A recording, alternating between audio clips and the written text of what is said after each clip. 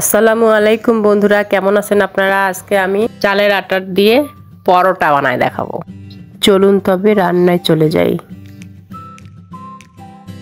আমি চালের গুঁড়ো দিয়ে কাই করে নিয়েছি, এখন পরোটা বানাবো।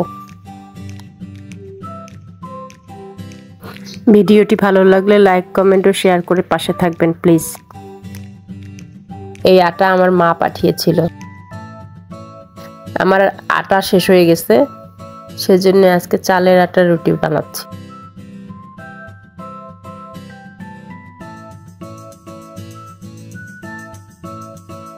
ভাবলাম ময়দা যখন শেষ হয়ে গেছে তাহলে আজকেই বানিয়ে ফেলি ধানের আটার রুটি।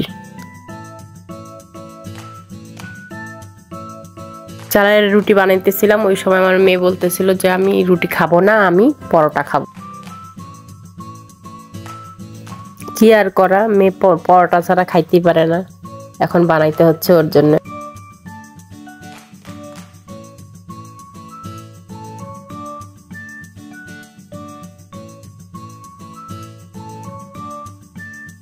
তাই দুইটি পরোটা বানাই দিলাম আর একটা ডিম পোস্ট করে দিলাম। ও আবার ডিম নরম খেতে চায়।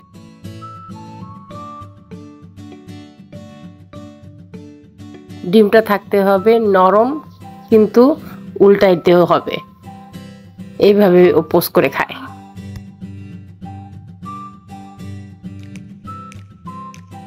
এমনি সময় সবার জন্য রুটি বানাইলেও ওর জন্য আমার পরোটা বানাইতেই হয়।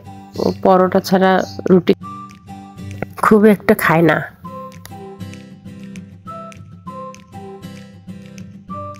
ওর পরোটাই বেশি পছন্দ।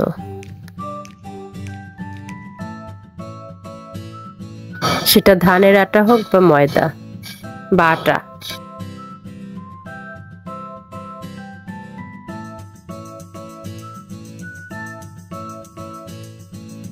এই তো কথা বলতে বলতে আমার রুটি বানানো শেষ হয়ে গেল, ভাজাও শেষ হয়ে গেল। এবার ডিমটা পোস্ট করে নেব।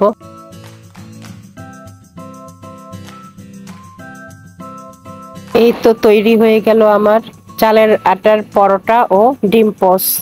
মেয়ের জন্য নাস্তা রেডি। আমার এই রান্নার ভিডিওটি আপনারা যদি ফেসবুক থেকে দেখে থাকেন তাহলে ফলো করে দিবেন, আর ইউটিউব থেকে দেখে থাকলে সাবস্ক্রাইব করে দেবেন। সবাই ভালো থাকবেন। আসসালামু আলাইকুম, আল্লাহ হাফেজ।